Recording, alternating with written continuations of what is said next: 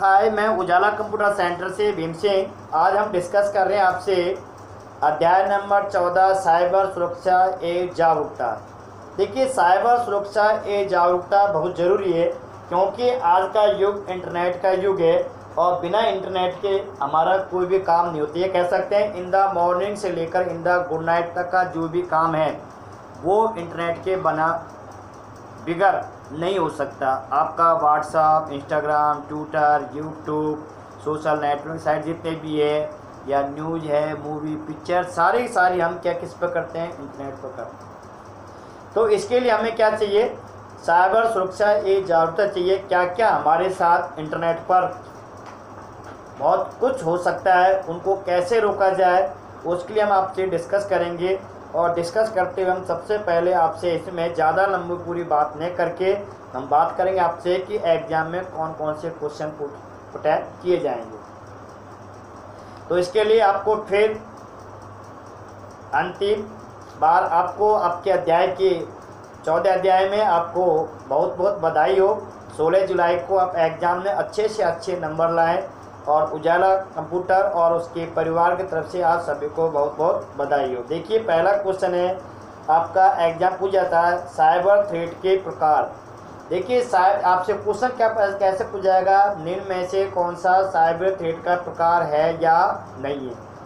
या आपसे किसी भी साइबर थ्रेट के बारे में पूछा जा सकता है। जैसे देखिए, मेलवेयर है आपका, या वायरस है, ट्रोजन है, स्पाईवेयर है, फिशिंग है, पासवर्ड हमले, denial of service, advertising, system security में चेंज, वेब हमले, सेशन अपहरण और DNS पोजनिंग। ये करीब आपके 1 और 2 3 4 5 6 7 8 9 10 क्वेश्चन इसमें से आपके बनते हैं जो मैंने नाम लिए। इनमें से आपका एक क्वेश्चन भी बन सकता है, चाहे तो इनके बारे में पर्टिकुलर कोई एक क्वेश्चन भी बन सकता है।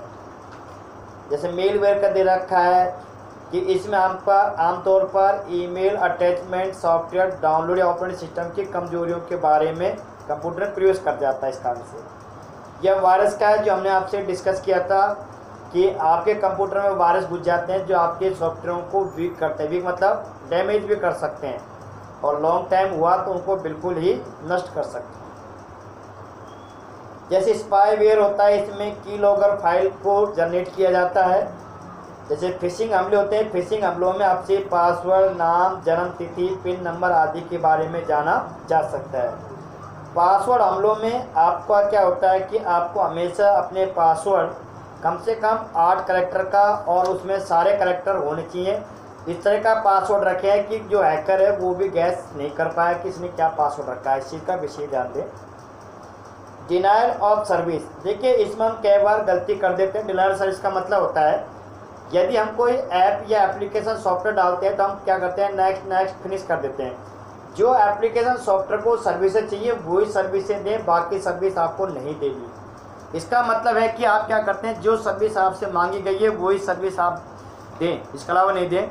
यदि आप एक्स्ट्रा सर्विस दे देते हैं इसका मतलब है कि वो आपका सर्वर है, कोई चीज़ उठा, जैसे आपने मान लो फोटो और वीडियो शेयर करने के लिए दे दिया तो आपका गूगल है, यूट्यूब है, कोई भी सर्वर है वो आपका ऑटोमेटिक वीडियो और ऑडियो उठा सकता है और देख सकता है। एक आपके मोबाइल में और होता है, माइक होता है, इसे भी आप बंद रखा करें, जब जरूरत हो तभी खोलें, नहीं तो न खोलें। इस चीज़ का विशेष ध्यान दिया।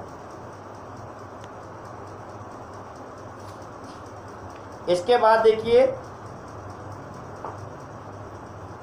नेक्स्ट है मेलवेयर। देखिए, मेलवेयर में भी आप इसका एक क्वेश्चन बन सकता है। इसमें क्या होता है कि आपको बहुत अच्छे भड़काऊ और विज्ञापन आपके पास छोड़े जाते हैं जिनमें क्या होते हैं कि उनमें संक्रमित फाइलें, मतलब कहने मतलब है कि वायरस जनित फाइलें होती हैं जिनको आप कंप्यूटर में डाउनलोड कर लेते हैं और उससे आपका खासा नुकसान भी हो सकता है। इस चीज़ का विशेष ध्यान दें।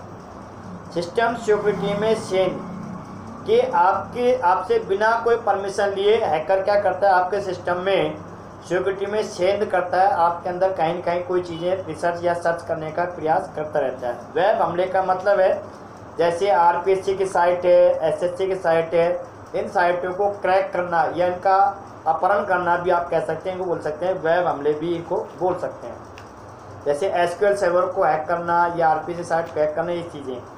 सेशन अपहरण का मतलब होता है, बहुत तो नहीं हो रहे भाई, बहुत तो ना हो रहे हो, ना हो रहे, ठीक है, चले फिर आगे। देखिए सेशन अपहरण का मतलब होता है, जैसे आप एटीएम पर गए, एटीएम पर आप एटीएम मशीन पर आप एटीएम आपका कार्ड लगाते हैं, लगाने के बाद फटाफट आपको पिन नंबर जो भी प्रोसेस होती है वो डालनी चाहिए।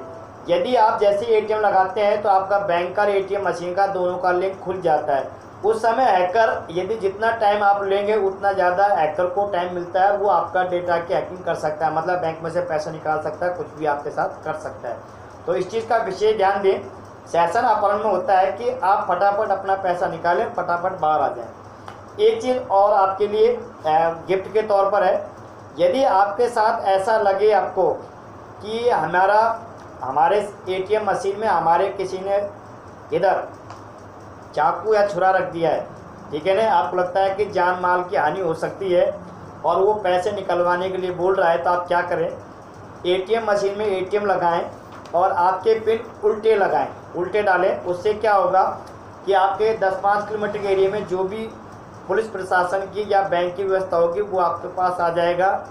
और दूसरा, एटीएम मशीन में क्या होगा कि आपके आधे पैसे मशीन में अड़क जाएंगे, इस तरह गड्डी अड़क जाएगी, वो ना तो निकलेगी ना ही घुसेगी।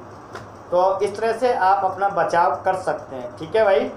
अगला देखिए नेक्स्ट, डीएनएस पोजनिंग। इसमें क्या होता है कि हैकर क्या करता है, राउटर को, जो राउटर का मतलब होता है जो बेस्ट ऑफ पाथ का काम करता है, राउटर मतलब बेस्ट ऑफ पाथ मतलब एक रास्ता सही बताता है। जैसे अपन किसी रास्ते में पूछ लेते हैं कि भाई ये हमको फलाने गांव जाना है, तो आप क्या, वो कहता है भाई इस रास्ते जाए, ये रास्ता बढ़िया है। तो ऐसे राउटर का काम होता है कि डेटा आपका पैकेट फॉर्म होता है और वो ये आपको कहता है भैया इस रास्ते चल जाए, ये रास्ता ख़राब है तो आप इस रास्ते से भेज देते, वो राउटर का काम होता है। जब हैकर अपने उसको कंट्रोल में कर लेता है, राउटर को, हैकर क्या करता है, उस डेटा को अपने कंट्रोल में कर लेता है, तो उस कंडीशन क्या होता है, जो एक्चुअल लोकेशन थी उसको, जहाँ पर उसको डेटा को रिसीव करना था, उसकी जगह दूसरी जगह वो डेटा को भेज देता है और उसके साथ डेटा के साथ कुछ भी हो सकता है। तो ऐसी कंडीशन में आप इस चीज़ का विशेष ध्यान दें कि हमारा डेटा कौन से पाथ से जा रहा है या किस कंडीशन में हमारे पास आ रहा है। तो ये चीज़ है डीएनएस पोजनिंग। अगला क्वेश्चन आपसे पूछा जा सकता है, कैसे,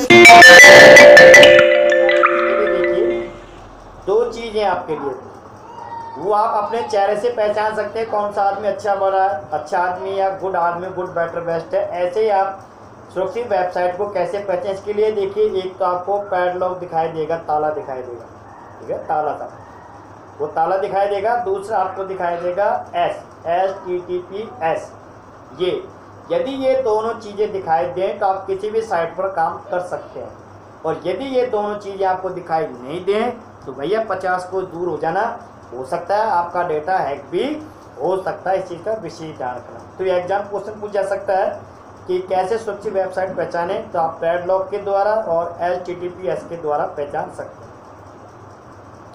अगला नेक्स्ट देखिए, सुरक्षित वेबसाइट, सिक्योर वेबसाइट के लिए हमने अभी डिस्कस किया था कि एस का अर्थ होता है सिक्योर।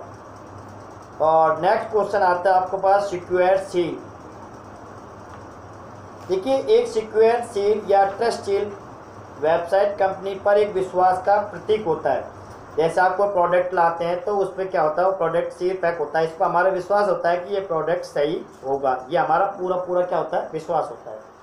अब इसके साथ देखिए ट्रस्ट सील के कौन कौन से प्रकार होते हैं, जैसे प्राइवेसी सील है, बिजनेस प्रैक्टिस सील है, व्यापार पहचान सील है, सुरक्षा सील है। इसमें से भी आपसे एक क्वेश्चन हर बार एग्जाम में पूछा जाता है, तो इनमें से कौन सी ट्रस्ट सील का प्रकार है, तो आप बता सकते हैं। इनमें से ये दिए आपको बताया, privacy seal, business practice seal, व्यापार पहचान सील और सुरक्षा सील भी आपका हो सकता है, ठीक है। नेक्स्ट देखिए, सुरक्षित ब्राउजिंग की आदतें और मेलिंग शिष्टाचार। इसमें से भैया कोई क्वेश्चन नहीं पूछा जाता है,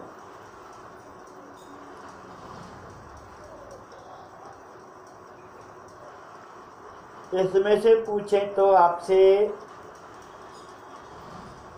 हाँ, एक क्वेश्चन जरूर बन सकता है, बनाए तो देखिए इसमें पूछ सकते सुरक्षित ब्राउजिंग की आदतें मेलिंग शिष्टाचार के लिए कौन सा ऑप्शन ट्रू या फॉल्स में पूछ सकता है कि कौन सा ऑप्शन ये इसमें ट्रू है, कौन सा ऑप्शन फॉल्स है। जैसे 4 ऑप्शन दे देगा, इनमें से कोई सा भी एक ऑप्शन आपको फॉल्स देगा, 3 ऑप्शन सही देगा। तो आपसे पूछ सकता है सुरक्षित ब्राउजिंग की आदतों और मेलिंग शिष्टाचार में कौन सा ऑप्शन ट्रू है। तो ट्रू की जगह आपसे फॉल्स से पूछेगा, 3 सही ये गलत भी आपसे पूछ सकता है एग्जाम में, इस चीज़ का विषय है। मेलिंग शिष्टाचार, देखिए मेलिंग शिष्टाचार में सीसी और बीबीसी का भी आपसे क्वेश्चन पूछ सकता है, जिसके बारे में बोला था। सीसी कार्बन कॉपी और बीबीसी का मतलब है ब्लाइंड कार्बन कॉपी का भी आपसे क्वेश्चन पूछा जा सकता है, हर बार एग्जाम में पूछते हैं। मेलिंग शिष्टाचार में भी आपसे एक क्वेश्चन का विशेष क्वेश्चन कर सकता है कि मेलिंग शिष्टाचार में किन किन बातों का ध्यान रखना आवश्यक है। तो 3 गलत बात दे सकता है, 1 सही दे देगा आपको, ठीक है। या तो ऐसा होगा या 1 सही देगा, 3 गलत दे सकता है। इस तरह से आपसे इसमें क्वेश्चन आपसे पुट कर सकता है, ठीक है। नेक्स्ट क्वेश्चन आपका आता है आईटी के सामाजिक कानून और नैतिक पहलू। इसमें क्या भारत में आईटी के लिए कानूनी ढांचा है। इसमें देखिए एक बहुत सारी धाराएं दे रखी हैं, जैसे धारा नंबर 65 कंप्यूटर स्रोतों के साथ छेड़छाड़, 66 नंबर है कि 43 नंबर इलेक्ट्रॉनिक अभिलेख, 67 छेड़छाड़, या धारा 406 विश्वासघात, 420 धोखाधड़ी, बेईमानी, बोगस वेबसाइट साइट धोखाधड़ी, और ये कुछ शायद दे रखे हैं। तो इनमें से भी आपसे एक क्वेश्चन जरूर पूछ सकता है। दोबारा सुन लीजिए, भारत में आईटी के लिए कानूनी ढांचा है। ये एक्ट बनाया गया था 2000, इंडियन एक्ट आईटी एक्ट 2000 है। नियम कब बनाया गया था? 2000 बनाया गया था। इस एक्ट के अंदर कुछ कानून लिए गए थे। एक लिया था धारा 65 जिसका काम था कंप्यूटर स्रोतों के साथ छेड़छाड़, ठीक है। दूसरा धारा 66 जिसमें हैकिंग कंप्यूटर अपराध है। धारा 43 इलेक्ट्रॉनिक अभिलेखों के साथ छेड़छाड़। धारा 67 इलेक्ट्रॉनिक रूप से अश्लील जानकारी छापना। इस पे ये आपका 2000 एक्ट में काम आया था। इसके बाद है कॉपीराइट 1957 इसका, और अगला है भारतीय दंड संहिता इंडियन पेनल कोड। इसमें देखिए धारा 406 विश्वासघात अपराध के लिए, 420 धोखाधड़ी बेईमानी और साइबर धोखाधड़ी के लिए। पहले ये चीज़ें नहीं थी। अब यदि आपके साथ कुछ भी होता है तो आप जाकर पुलिस थाने में या इस तरह की धाराएं आप पर लग सकती हैं। तो ये था आपका 14 नंबर लेसन पर साइबर क्राइम। और साइबर क्राइम में क्या क्या होता है मैंने शॉर्ट में डिस्कस करा है। यदि विस्तार से आपको इसके बारे में विशेष जानकारी चाहिए तो आप उजाला कंप्यूटर सेंटर पर पधारें, आपका मोस्ट वेलकम है।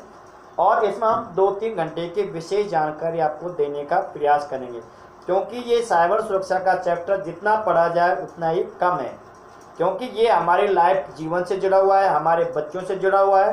क्योंकि साइबर के द्वारा हमारे बच्चों को इसका शिकार किया जाता है, ज़्यादातर लड़कियों को किया जाता है। तो इस चीज़ का विशेष ध्यान दें, अपने आप को बचें और बचाएं। व्हाट्सएप, इंस्टाग्राम, ट्विटर, फेसबुक, इन पर जाने और अनजाने लोगों को कम से कम जोड़ें। जाने वालों को जोड़ ही सकते हैं, पर अनजाने आदमियों को कम से कम जोड़ने का प्रयास करें, जिससे आपका भविष्य उज्ज्वल में ही हो सके। तो इसमें देखिए आपके कुछ क्वेश्चन देख लेते हैं। इनमें से कौन सा साइबर खतरा नहीं है? तो देखिए इसमें दे रखा है डिनाइल ऑफ सर्विस है जो साइबर खतरा नहीं है, डॉस। दूसरा देखिए HTTPS में उल्लेख एस क्या है? सिक्योर है। इसमें आपका ए आंसर आएगा। इसके बाद देखिए सूचना सुरक्षा प्रबंधन प्रणाली के लिए निम्न में से कौन सी एक IMO मानक प्रणाली स्टैंडर्ड है? तो इसमें आपके पास आएगा D27001 ISO